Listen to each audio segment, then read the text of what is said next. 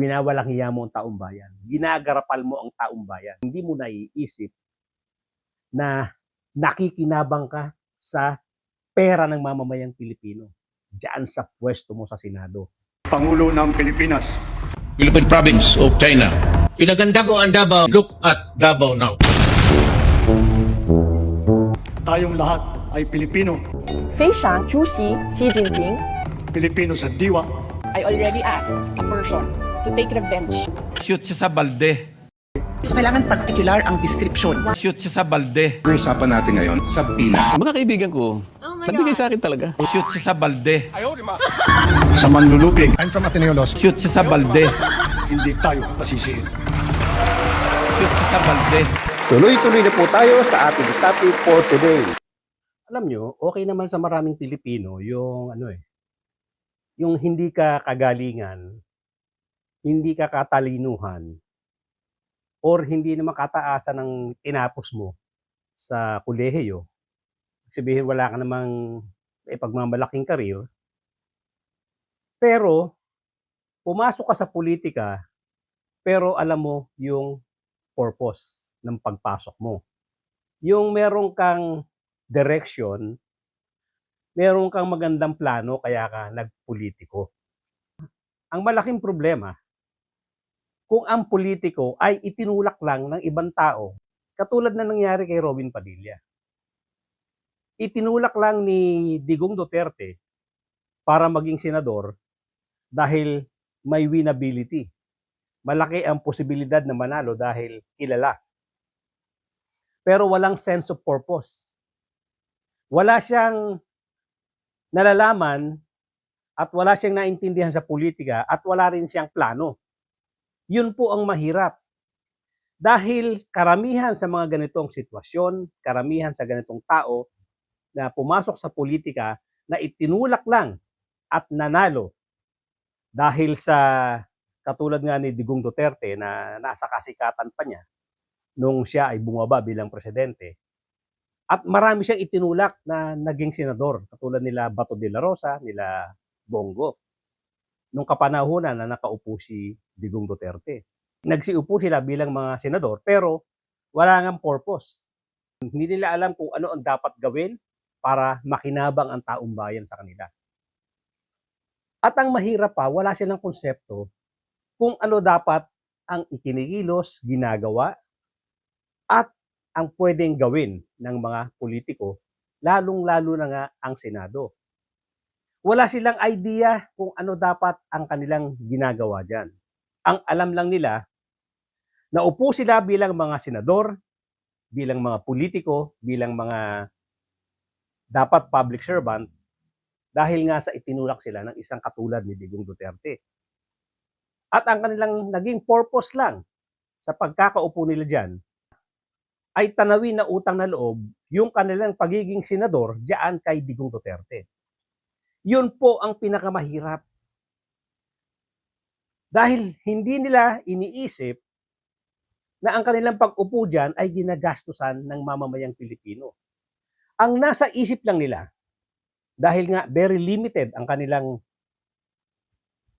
laman ng utak, ang nasa isip lang nila ay utang na loob nila ito kay Digong Duterte. Hindi nila naiisip na itong si Digong Duterte ay sobra ring nakinabang sa gobyerno. Sobrang nakinabang sa pagiging sikat niya at sobrang nakinabang sa pagiging presidente niya. At itong mga pinapanalo niyang mga senador, walang ibang nasa isip yan kung hindi itong kanilang pwesto, ang kanilang ini-enjoy na kasikatan, ini-enjoy na kita. Dahil hindi maiwasan yan. Nai-enjoy na nila nung na-adjera sila sa pwesto, na-realize nila kung gaano kalaki ang kita. At walang kahirap-hirap. Lalong-lalo na yung katulad nitong si Robin Padilla na hindi nag-aaral. Hindi nag-iisip kung paano mag-i-improve yung kanyang performance bilang senador. Marami tuloy nagsasabi na talagang walang isip. Yan po ang pinakamahirap. Nakafocus lang siya doon sa konsepto na itong pag-upo niya, ito ay utang na loob niya kay Digong Duterte. Hindi niya naiisip na isa siyang liability diyan sa Senado, isa siyang ginagastusan ng mamamayang Pilipino. At hindi siya nahihiya na ipakita yung non-performance. Hindi siya nahihiya na ipakita yung pinaggagawa niya sa Senado na hayagan ang kanyang pagsuporta kay Digong Duterte kahit na itong si Digong Duterte at pati si Sara Duterte, patong-patong ang kaso na hinaharap. Hindi siya nahihiya dyan. Hindi niya ikinahihiya na siya ay isang supporter ng isang katulad ni Digong Duterte na ang kaso ay crime against humanity. Ang ibig sabihin, libo-libo ang pinapatay. Yun ang hinaharap na kaso ni Digong Duterte. At itong si Sara Duterte, isang katerba ang kaso, isa na nga dyan yung unexplained wealth. Yung pagbabanta sa buhay ng presidente, ng first lady, at itong si Martin Romualdez. Meron din siyang kaso tungkol sa bribery. Yung mga kaso na yan ay hindi imbento, Robin Padilla. Totoo ang kaso na yan dahil inimbestigahan yan ng Kongreso. Inimbestigahan yan ng Senado. Pero hindi ka nahihiya. Sinabi mo pa nga na kahit sunugin ka ngayon, ay mangangamoy Duterte ka. Isipin mo ang kawalang hiyaan yan. Hindi mo ba naiisip na ginagastosan ka naming mga mamamayang Pilipino? Pero wala kang iniisip kundi ibalik yung utang na loob na iniisip mo diyan kay Duterte, diyan kay Sara Duterte na anak ni Digong. Nakakadismaya. At itong performance mo sa impeachment ni Sara Duterte, talagang ginagarapal mo ang kapal ng mukha mo. Lahat na lang ng pagtatanong mo, lahat ng mga ginagawa mong pagkukross diyan sa mga witnesses, ipinapakita mo ng walang kahiya-hiya na in full support ka kay Sara Duterte. Kahit na magmukhang tanga ka sa mga tanong mo, basta maiparamdam mo lang kay Sara Duterte na sumusuporta ka sa kanya, ginagawa mo. Or baka talagang hindi mo naiintindihan ang mga pinagsasabi mo na sobra nang nakakahiya. Kaya baliwala sa'yo itong mga pinagsasabi mo. Dalawang bagay nga yan. Either pinapakita mo talaga na in full support ka kay Sara Duterte, kaya kahit na magmukhang tanga ka sa mga tanong mo, ginagawa mo. Or talagang hindi mo naiintindihan. Talagang ang babaw ng pangunawa mo, hindi mo talaga naiintindihan na nakakahiya na ang mga pinagsasabi mo. Itong huli na impeachment trial, ikinumpara mo sa mga bayani, ikinumpara mo sa mga taong nagbuwis ng buhay dito sa Pilipinas na meron din silang mga alias. Nakakahiya yan. Ikinukumpara mo, gusto mo lang palusutin si Sara Duterte na may mga alias, yung kanilang ginamit na mga acknowledgement receipts, at sinasabi mo, natural lang yan, dahil confidential funds yan, natural lang gumamit ng mga alias ang mga tao na yan.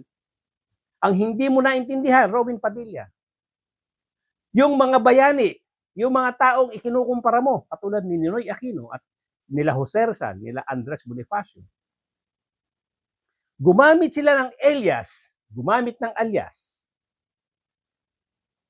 para ipaglaban ang karapatan ng mamamayang Pilipino. Gumamit sila ng mga alias, hindi para magnakaw.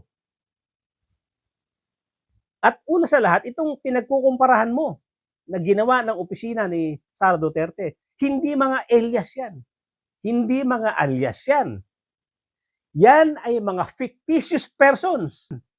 Kaya hindi mo rin pwede ikumpara doon sa alias na ginamit ng mga bayani, doon sa alias ni Ninoy Aquino, dito sa ginawa nila Sara Duterte sa opisina niya. Naniniwala po ba kayo na ang ating mga bayani ay may mga alias? Oh my God. Kilala niyo po ba sila Di Masalang? I'm sorry po sa aking history teacher. Ayan, opo. Hindi ko na po maalala. Ito po ang pinakamagandang panahon para maipaalala po sa inyo na ang ating mga bayani ay gumamit ng mga alias. Di Masalang, Siling Labuyo, Tikbalang, Tagailog, May Pag-asa, Buwan, Magdalo, Leon Kilat, Vibora, Lakambini, Paralitiko, Dimas, Alipato, Liwanag, Balite, at marami pa pong iba. Ano po ang kahalagahan dito, palagay po ninyo? Ang alias po, anong kahalagahan? Well, first, Your Honor, I cannot comment because I'm not sure of the circumstances surrounding their use of alias. Under the anti-alias law, sir, inaalaw naman po yung paggamit ng alias provided kailangan po nakabanggit din, nakadisclose kung ano yung real name. Magmula po 1892 hanggang 1896, ginagamit po nila ang mga alias na yan. Nagkaroon lang po ng isang traidor, ang pangalan ay Teodoro Patiño, na nagbulgar sa Katipunan. Alam po ba niyo yun?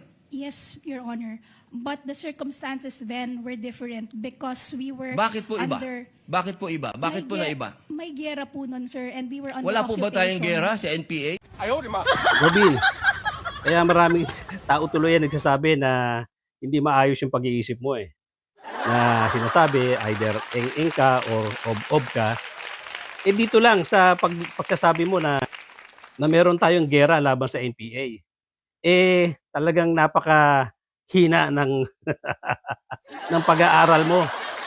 Paano naman naging gera yung laban sa NPA? Ang gera, para lang malaman mo, Robin Padilla, isa pa namang senador, ang gera ay dinideclare ng Kongreso, pinagbobotohan yan. So, kailan ba nag-declare ng war ang Kongreso laban sa NPA? Para sabihin mong, itong laban sa NPA ay isang gera. Mag-isip-isip ka nga, Robin, or mag-aral-aral ka pa ng konti, ha? Ang NPA po, merong mga alias. Meron pong ka-cobra, ka-agila, ka-lawin, ka-tigre, ka-kapre, ka-sirena, ka-adobo, ka-sinigang, ka-pansit, ka-tinola, ka-sile, ka-kamote, ka-bawang, ka-maksi, ka-labuyo. Strictly Lahat po speaking, yan, sir, ginagamit iba po na yung alias. internal armed conflict, iba naman din po yung war. Bakit po na iba? Pareho po itong clear and present danger sa atin. Gusto mo mapa-impress, pero lalo kang nagmumukhang tanga rito, Robin, sa mga pinagsasabi mo. Yun na eksakto, yung sinabi ni attorney. Ito ay internal armed conflict lang. Iba yung gera, iba yung war. Magbasa ka, mag-aral ka pa, Robin. Kilala niyo po ba kung sino si Marcial Bonifacio? To be candid, Your Honor. I'm not. Sino po? Hindi na mapigil ni attorney ang tawa niya. Alam mo, Robin, nakakatawa ka talaga. Kaya itong si attorney, natapatawa na talaga sa'yo, hindi na matiis yung tawa niya. Si Benigno I'm sorry, Aquino Your Honor. si Ninoy. Siya mismo may alias. Maraming salamat. So bago po yung 2 minutes, Mr. Presiding Officer, tama po, si Ninoy Aquino po ang kanyang alias ay Marcial Bonifacio para makauwi po siya sa Pilipinas nung nasa Boston siya. Pero wala naman ho siyang confidential funds na, wala ho siya sa mga AR na confidential funds. Lilinawin ko lang ho. Okay. Ang pinagkukumparahan mo ng mga bayani, sila Jose Rizal, sila Andres Bonifacio, at kung sino-sino pa, pati si Ninoy Aquino, ginamit mo rin. Totoong mga alias ang ginamit nila dahil sila ay totoong tao na gumamit ng mga aliases.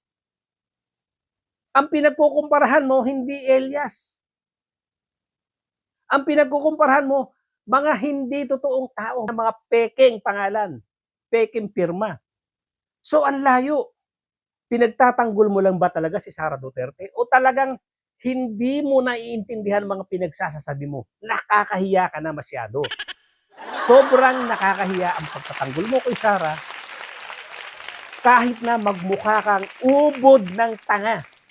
Hindi na lang tanga, ubod ng tanga. Dito kay Sara Duterte, kabaliktaran.